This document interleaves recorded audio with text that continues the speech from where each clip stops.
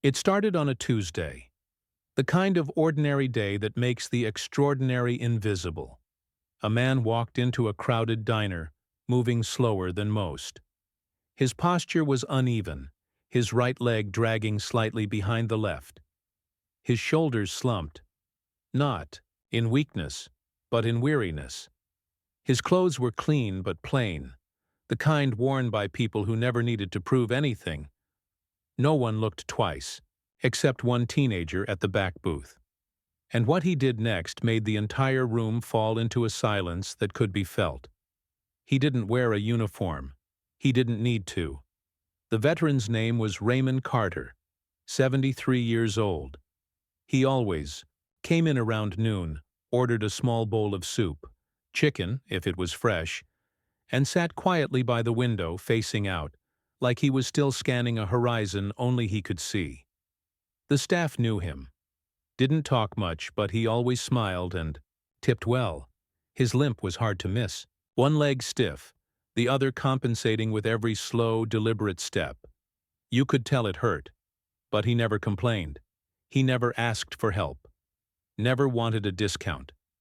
And on this particular Tuesday, as he shuffled past a booth full of high school kids, laughing, half-bored, scrolling on their phones, one of them let out a loud, exaggerated mimic of his limp, mocking, loud enough for everyone to hear.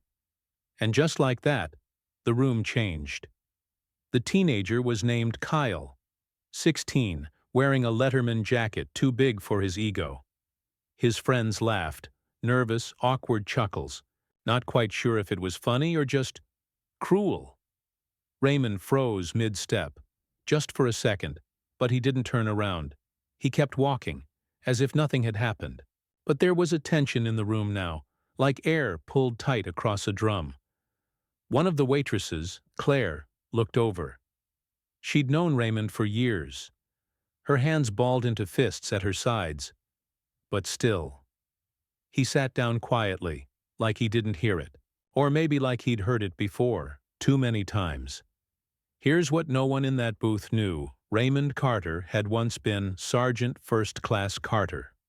101st Airborne, Vietnam, 1969, Operation Dewey Canyon. He didn't limp because of old age. He limped because he stepped on a mine while dragging a wounded soldier out of gunfire.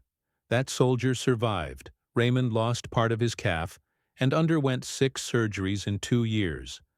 But he never talked about it, never boasted, never needed the world to know. Until that moment, no one in that diner really did know. But someone had been listening.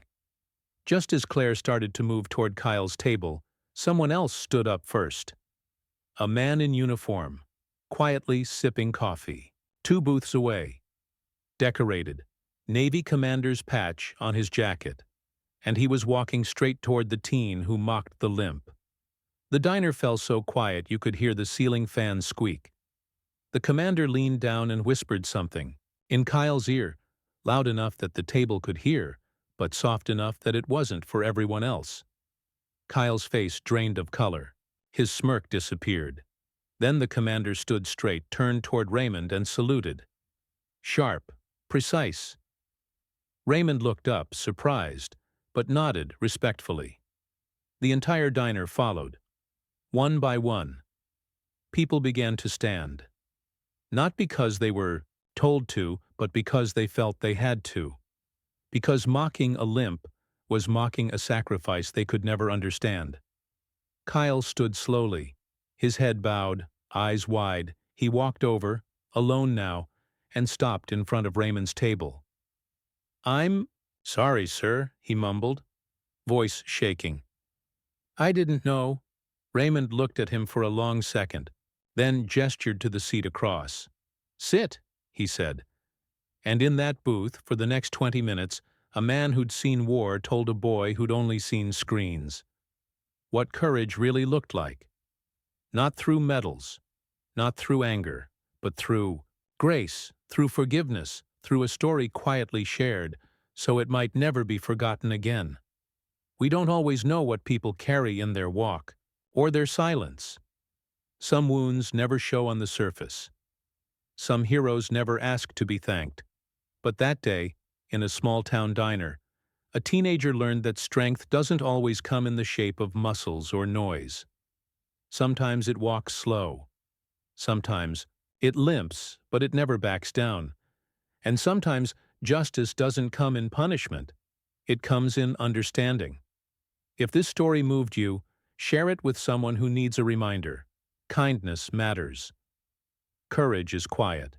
And respect is always deserved. Leave your thoughts in the comments below. Subscribe for more real stories that restore your faith in humanity. And don't forget to turn on the bell so you never miss a moment that just might change your perspective. Thank you for watching. This is Relieved Stories.